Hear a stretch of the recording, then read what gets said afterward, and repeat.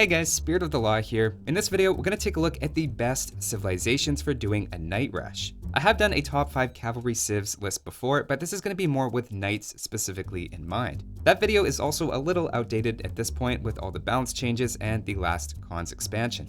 For the purposes here, I'm going to be considering two different strategies as a night rush. The first is the classic fast castle into knights. It's a strategy that's both common and very effective in casual level team games. In more competitive games though, even if you're going for knights as a pocket player, you usually open with scouts first, so you don't have a teammate get in a 2 vs 1 situation. For this video, maybe controversially, I'm still going to consider that a night rush, and I'll be more favorable towards civilizations with an advantage for opening with 3 or 4 extra scouts.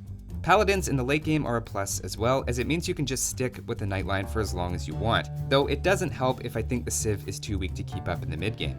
Trying to balance so many factors made this a challenging list to put together and is in no way an objective truth, but based on my arguments, you can see if you agree or not. With all that said, let's start the list off with an honorable mention for the Vikings. Initially, knights might seem like a weird choice given Vikings don't have bloodlines, but free wheelbarrow and handcart give a significant advantage in villager numbers as well as a nice farming bump in early Castle Age. They're deceptively good at getting out knights quickly, though ultimately not having bloodlines made them a bit too scandalous of a choice for the list. Jumping in at number 10, we have the Khmer. Normally they're more thought of as an elephant civilization, but sometimes you need the mobility of knights, and Khmer are well suited for both strategies. Their faster farming from not needing to drop off food is still a solid bonus these days, even after a recent nerf. Khmer can also skip building a barracks and delay the required buildings in feudal age, heading straight through to castle. They're a unique civilization to play with some unorthodox bonuses, but they have the tools to be a strong night rushing civ. In fact, the only real drawback for me is that they don't have access to Paladin. It was a toss-up between Khmer and either Cumans or Spanish here, both of which do have Paladin, but I'll give the edge to the Khmer for having the strongest fast castle. Next, at number 9, we have the Magyars. The main benefit for them is their free attack upgrades with eventual access to fully upgraded paladins. Magyars are also a good pick for opening scouts first, given their discount bonus, and scouts make for a nice transition into knights given they're both stable units and need the same upgrades. Even if you do go for a straight fast castle into knights though, you're still getting the attack upgrades for free, which is almost 500 resources in value. Conventional wisdom is that armor upgrades are more important for melee units, but for knights, an extra 1 attack lets them take out villagers in 4 instead of 5 hits. That means guaranteeing those attack upgrades come in early makes Magyar Knights especially good at raiding in Castle Age. At number 8, we have the Slavs. This one really comes down to the long-term benefit of 10% faster farmers. The difference in collection rate takes a while to accumulate, but once you're on a few town centers, the advantage in food income makes it significantly easier to keep pumping out knights. I find the initial rush isn't amazing, which keeps them fairly low on the list, but it does pick up momentum over time until Imperial Age, when they unfortunately miss out on Paladin. Still, they're not a bad choice to go knights with, and especially in late Castle Age, they can keep up with anybody. Number 7 is the Bulgarians. They finally have a relevant bonus in the early game with half the food cost for blacksmith upgrades, saving almost 400 food on fully upgraded knights. This is better than the Spanish blacksmith bonus, for example, which only saves 270 gold by the same point. The real strength for Bulgarians though is their unique tech stirrups, which gives their knights 33% faster attack. Right away, that gives them one of the best performing knights in late Castle Age. At the same time, as great as they look on paper, it's a lot to expect a player making knights to have a castle right away in order to unlock that tech.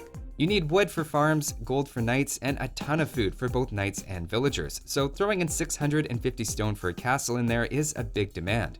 After Bulgarians get a castle up though, they can start to take some very good fights. This is helped out by the fact that there's no visual indication a Bulgarian player has gotten stirrups, as the unit's animation and stats appear the same, meaning it's sometimes hard for other players to know heading into a fight against Bulgarian knights if they actually have the advantage or not.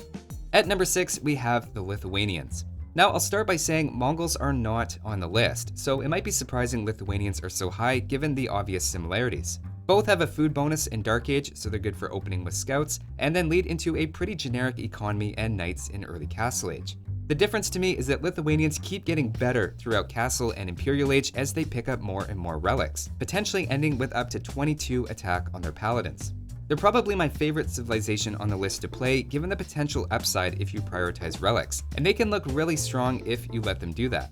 I recognize that having them as my personal favorite doesn't automatically make them the best though, and in early Castle Age they're running on basically no economic or military bonuses. The fact you're going for relics is also quite predictable and something opponents can try to stop. So I see them as a potentially high risk, high reward pick that's not quite consistent enough to be top 5. But now that we're getting to the top 5, I have to say they're all pretty close, and you could probably argue any of them for number 1. If you asked 150 players to rank these 5 civs, you'd probably get 150 different answers, which is impressive given there's only 120 ways to order 5 things. I wanted to take a firm stand though, and actually commit to a ranking, so here we are. At number 5 is the Persians. They begin with extra resources at the start of the game, a faster working town center bonus helping you boom in Castle Age, and they also have +2 attack for their knights against archers. I'll even include the fact you have camels as a plus, given they can help swing an otherwise balanced fight against other civilizations' knights. The fact Persian knights can deal especially well against archers and other knight civilizations makes them flexible in team games, where the combination of knights and crossbows is incredibly common. Overall, they're a great choice if you like using cavalry, though I still think a few civilizations can outcompete them. Next, at number 4 is the Berbers. Now I love cost effectiveness, and you guys know I'm all about AoE 2 Moneyball. Having cheaper knights is a great bonus, making it easier to keep constant production, and access to camels is again a nice complement against other knight civs. It's hard to fully appreciate Berbers until you internalize that 7 knights beat 6 with at least 3 units left over. Even what appear to be small number advantages can be a big deal, and especially if you throw a few camels in there, Berbers can take some really cost-effective fights. Even with 2 attack upgrades behind the Magyars in early Castle Age, Berbers can still win with equal resources spent. The only things holding them back for me are first that I think a few civilizations can beat them with a stronger economy, and also that they lack Paladin in the late game, putting a bit of a cap on their potential as population efficiency starts to matter. Admittedly, without any stat bonuses, they're not a flashy pick like some of the others here, but like I said, this is more about Moneyball than winning with brute strength. But speaking of brute strength, at number 3 we have the Teutons. Right off the bat, they have fairly little actually helping them in Dark and Feudal Age, but make up for it in the long run with 3 bonuses. The first is a completely passive +1 melee armor in Castle Age and another +1 in Imperial for their infantry and cavalry. Against more generic knights in melee, that gives them a permanent edge. Second of all, Teutons have significantly cheaper farms, making it easier to get your farming economy up and boom on multiple town centers. Lastly, and easiest to forget, is they have a team bonus for conversion resistance. Especially in early Castle Age, monks are a common counter to knights, so this bonus addresses one of the unit's biggest weaknesses. It's not that any one of these on its own makes them a top-tier knight civilization, though the farms are probably the most helpful in the long run. Instead, it's the fact you have all of these things working together that makes them feel so well suited for knights. That said, lacking husbandry does make it difficult for them to force fights with other cavalry units, but they're still cavalry and offer decent mobility. Coming up now to number 2, we have the Huns. Huns are perhaps better known as a cavalry archer civilization, but they're very capable of focusing on stable units. The first main reason is their faster working stables. As we've seen, small advantages accumulate, similar to the Berbers' cheaper cost, but in this case, it's actually creating the units faster. They are slightly harder to sustain production with as you're having to pay for more units in the same amount of time, but their economy isn't bad either. They don't need to build houses, of course, saving a lot of wood in the mid-game, and probably give you a military numbers advantage as well in many cases by simply not being housed and pausing your production. There's maybe even an implied villager advantage as well, considering every time you're housed, you fall about 1 villager behind. It feels to me like Huns don't really have an obvious weak point through Feudal or Castle Age, and of course you even have fully upgraded paladins in the late game. But finally, we come to the number 1 knight rushing civilization, in my opinion, and that's the Aztecs. If you can manage to convert an enemy stable, you can create Shalata warriors, which are identical to knights, but for Aztecs are created 11% faster. Combine that with the Aztecs' faster farming and yeah, I'm just kidding. Obviously, the best knight civilization is, of course, the Franks.